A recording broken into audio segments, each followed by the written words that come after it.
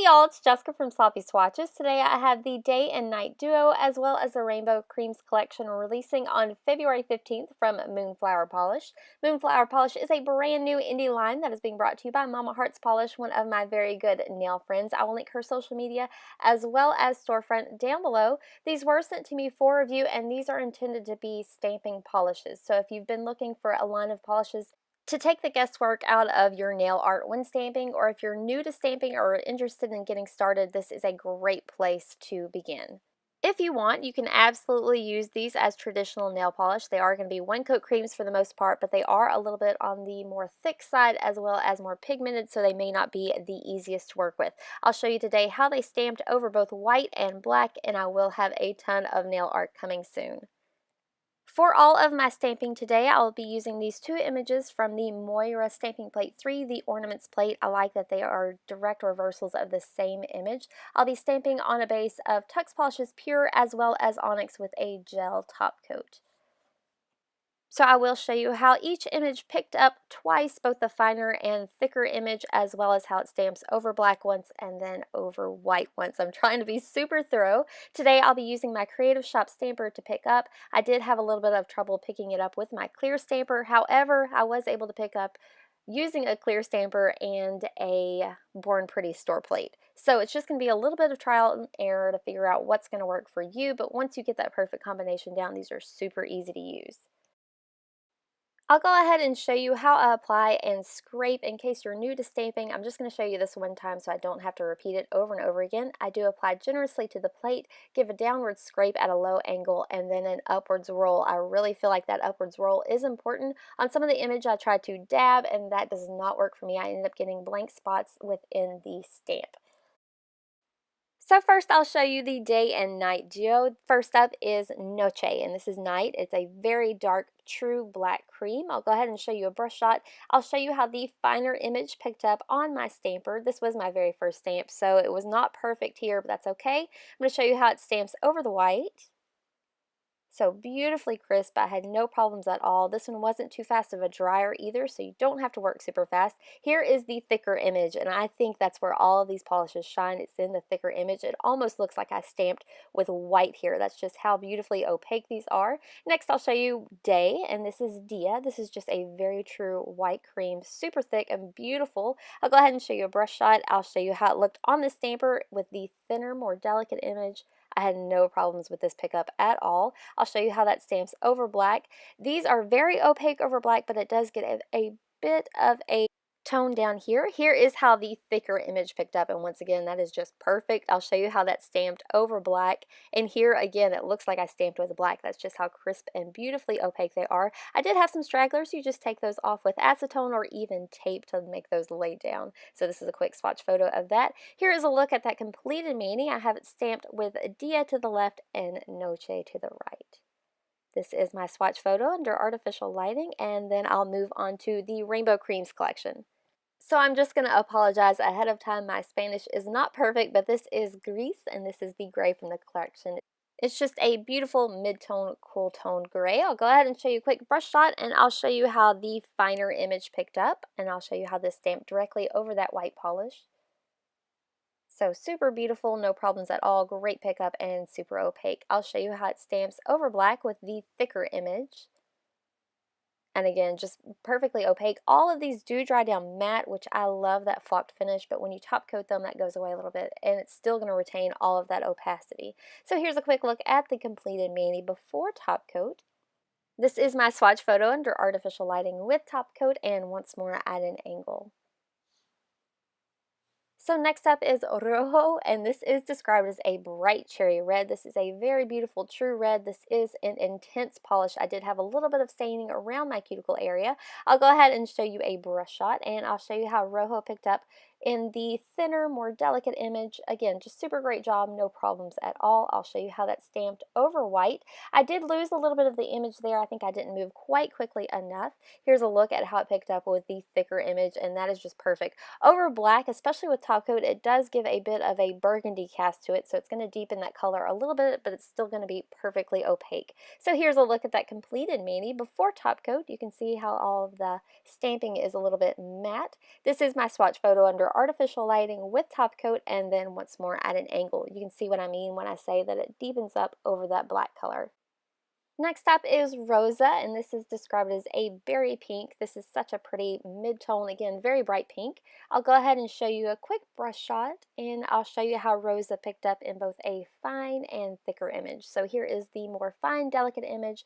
Perfect pickup. I'll show you how that's stamped over white for me.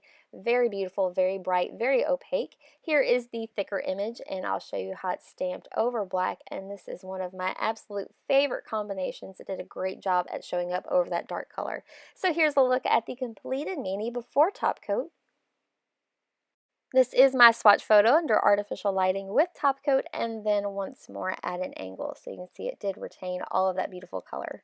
Next up is Anaranjado, and this is described as a bright orange leaning a bit to the reddish side. So this is like a Cheeto dust orange to me, super bright, very beautiful. I'll go ahead and show you a brush shot, and I'll show you how Anaranjado picked up with that fine image. I had a perfect pickup there. I'll show you how it's stamped over white. My camera did not want to focus on this at all, but it is very beautifully bright and opaque over white. Here's a look at the thicker image, and I'll show you how that's stamped over black for me. I am going to show you a different method of stamping. I like to bring my nail into the stamper and stamp like this. I usually get a much cleaner stamp, but it is a little bit harder to film, so I definitely recommend it. If you're not enjoying stamping, maybe try it like that. So it did pick up beautifully over that orange. Here's a look at the completed mani before top coat, and this is my swatch photo underneath artificial lighting, and then once more at an angle. I will say really quickly that Anaranjado is very pigmented, and it did stain my stamper a little bit. So next up is Amarillo, and this is described as a warm yellow. I'll go ahead and show you a quick bottle shot. This is looking a little bit deeper than it is in person. It is very bright. I'll go ahead and show you a brush shot. This is such a super creamy, perfect polish. I'll show you how it picked up with the thinner image, and I'll show you how it's stamped over white. Over white, of course, you're going to get less of a color payoff just because it blends in so well with the white. But it did give a super gorgeous, almost flocked finish, especially before top coat. So here's how the thicker image picked up, and I'll show you how that's stamped over black. For a yellow, this is just amazing. Very pigmented, very bright, very beautifully opaque over black. So here is a look at that completed mani before top coats. I do have the best intentions of doing a nail art look using Amarillo and grease. I think those are going to be a perfect combination. Here's a look at the completed mani with top coat underneath my artificial lighting. So next up is Verde, and this is described as a green. I would say this leans a little bit grass green. This is almost like an Easter green, but it is a very bright, very pretty. I'll go ahead and show you a quick brush shot, and I'll show you how Verde picked up on the thinner, more delicate image. So again, just a really pretty, very nice pickup. I'll show you how that's stamped over white for me. So super opaque, no problems at all, very vibrant. So here is a look at that thicker image pickup, and I'll show you how that's stamped for me over black. I actually ended up filming another stamp of the delicate image over black, but either way, none of them gave me any problems. So here is a look at that completed mani before top coat. This is my swatch photo under artificial lighting with top coat, and then once more at an angle. Next up is Turquesa, and this is described as a teal or a turquoise. I would say that this is my top pick besides Noche and Dia. This is the one I am most excited to have in my collection. It's just so very bright and summery and beautiful. I'll go ahead and show you how it picked up with the thinner, more delicate image. It was hard to see on my stamper because my stamper is a light color, and you're going to get that same effect over white. It's a little bit subtle over a lighter color, but I do love the combination. So here's a look at how the thicker image picked up, and I'll show you how that's stamped over black. Really opaque. This one is maybe a little bit less opaque than some of the others, but it does show up beautifully over black. It is going to deepen it up a little bit. This is a very bright color over a darker color. It's going to look a little bit darker. So here is my swatch photo under artificial lighting with top coat. So next up is Azul, and this is described as a cobalt blue. It's very pretty, very light. I think this is such a classy color. It reminds me of like China, that China blue. Here's a look at the brush shot, and I'll show you how it picked up with the finer, more delicate image. These pretty well picked up perfectly every time I tried to use them. I'll show you how that looks over white, and I love this combination. It does look so pretty on that white base. Here's a look at how the thicker image picked up, and I'll show you how that's stamped over black for me. So this does deepen it up a little bit, but it's still beautifully opaque. Here is a look at that completed mani before top coat. This is my swatch photo under artificial lighting with top coat, and then once more at an angle. So next up is Violetta, and this is described as a violet polish. So this is a bit of a deeper kind of mid-tone purple, very spring appropriate. I'll go ahead and show you a brush shot, and I'll show you how Violetta swatched on my stamper using the finer image. So here I tried to do the dab, and it did smear it a little bit. I'll show you how that's stamped over my white base, so just perfectly opaque. I hate that I'm repeating myself over and over again, but these are just, I have nothing bad to say about them. So here's how the larger, more filled in stamp picked up, and this is how it looks over black, super opaque, no problems at all. Here's a look at that completed mani before top coat. The brighter colors did tend to dry a little bit faster, so this one you may want to move a little bit quickly. This is my swatch photo under artificial lighting with top coat, and then once more at an angle.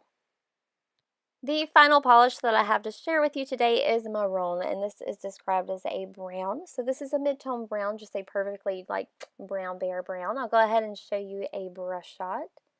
And I'll show you how maroon swatched the thinner, more delicate image. Perfect pickup. Once again, I'll show you how that stamps over white. Super opaque, very crisp, no problems at all. My camera didn't want to focus there, but I did get it. And this is how the thicker image picked up. Again, I had no blank spots at all. It picked up the smaller details really well. I'll show you how that stamps over black, and I am loving this combination. I really think it looks cool. So here is a look at that completed mani before top coat. Of course, over a darker color, it's going to lose a little bit of that pop, but it is still beautifully opaque. So here is my swatch photo at an angle with top coat under artificial lighting. That does wrap up my swatch and review of both the Day and Night Duo and the Rainbow Creme polishes. I'm so excited for these.